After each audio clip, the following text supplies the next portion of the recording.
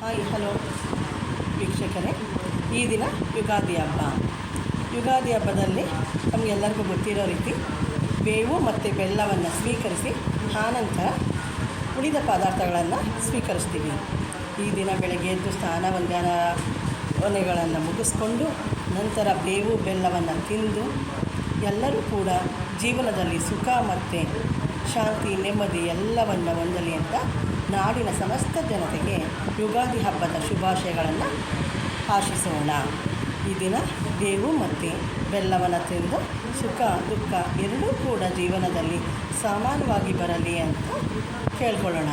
ಅಂದರೆ ಕೇವಲ ಸುಖ ಇದ್ದರೆ ಜೀವನ ನಡೆಯೋದು ಸಾಧ್ಯ ಇಲ್ಲ. ಅದರ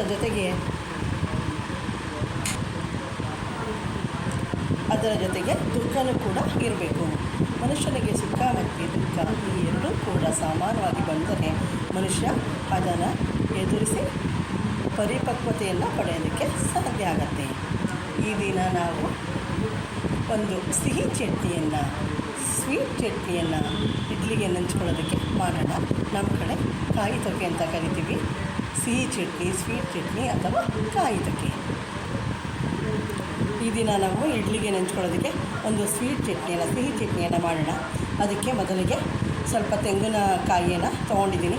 ಇದು ಹಸಿ ತೆಂಗಿನಕಾಯಿ ಮತ್ತು ಅದಕ್ಕೆ ಬೆಲ್ಲ, ಅದೇ ರುಚಿಗೆ ತಕ್ಕಷ್ಟು ಬೆಲ್ಲ ಮತ್ತು 1-2 ಸ್ಪೂನಷ್ಟು ಹುರಿಗಡಲೆ ಮತ್ತು 2 ಏಲಕ್ಕಿ ಕಾಯಿ ಇಷ್ಟನ್ನು ಹಾಕಿ ಈಗ ಮಿಕ್ಸಿಗೆ ಹಾಕಿ ಪೇಸ್ಟ್ ಮಾಡ್ಕೊಳ್ಳೋಣ.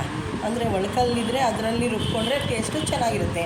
ಈಗ ಜನರಲ್ಲಾಗಿ ಎಲ್ಲರ ಮನೇಲೂ ಕೂಡ ಒಳ್ಕಲ್ಲಿ ಇಲ್ಲದೇ ಇರೋ ಕಾರಣ ನಾವು ಮಿಕ್ಸಿಲೇ ಇದನ್ನು ಪೇಸ್ಟ್ ಮಾಡ್ಕೊಳ್ಳೋಣ. ನೋಡಿ, ಈಗ ಮಿಕ್ಸಿಗೆ ಹಾಕಿ ಇದನ್ನು ಪೇಸ್ಟ್ ಮಾಡ್ಕೊಂಡಿದ್ದೀನಿ. ಸ್ವೀಟ್ ಚಟ್ನಿ ಈ ರೀತಿ ರೆಡಿಯಾಗಿದೆ.